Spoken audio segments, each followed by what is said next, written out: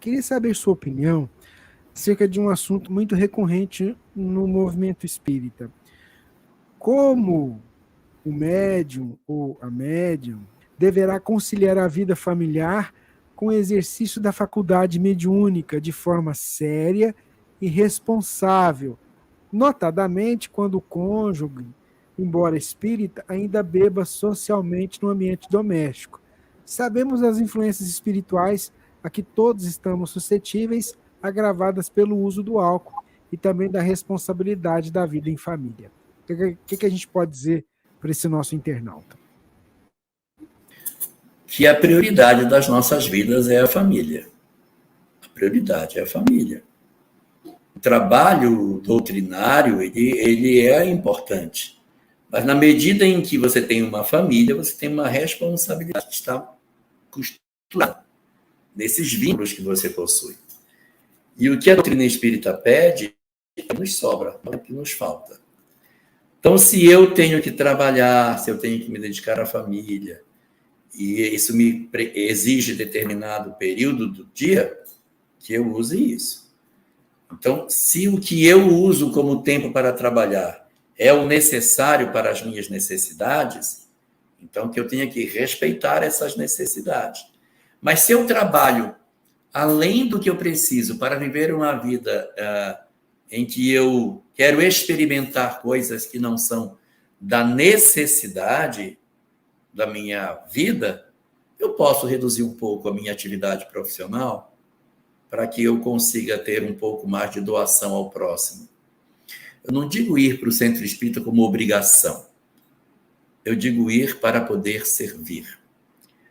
Como ontem eu estava ouvindo com a Sinara de Pernambuco, uma mensagem que ela recebeu com 2 palavras: agradeça servindo. Então a gente agradece a mensagem espírita que a gente recebeu servindo. Eu vou ao centro espírita não é porque eu tenho uma obrigação, não, eu tenho que ir porque é uma obrigação.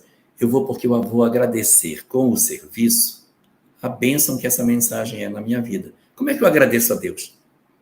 Fazendo bem ao próximo, ajudando as pessoas. Aí a gente vai conciliar a família com o centro espírita, observando as horas que a gente pode dar. Aí você coloca uma peça aí dentro, que é o fato de que o marido bebe socialmente.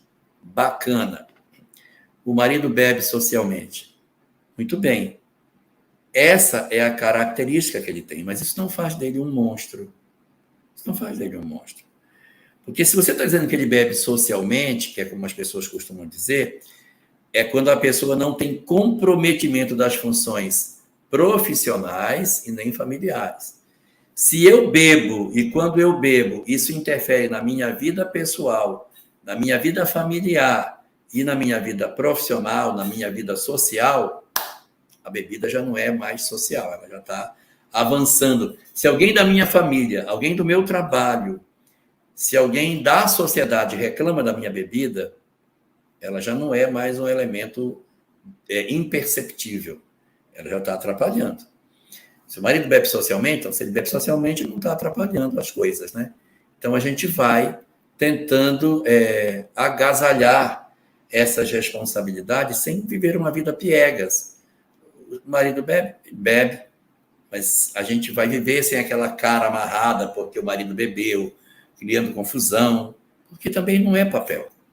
A gente tem que procurar viver em harmonia. Como diz o Evangelho segundo o Espiritismo, viver com os homens como vivem os homens.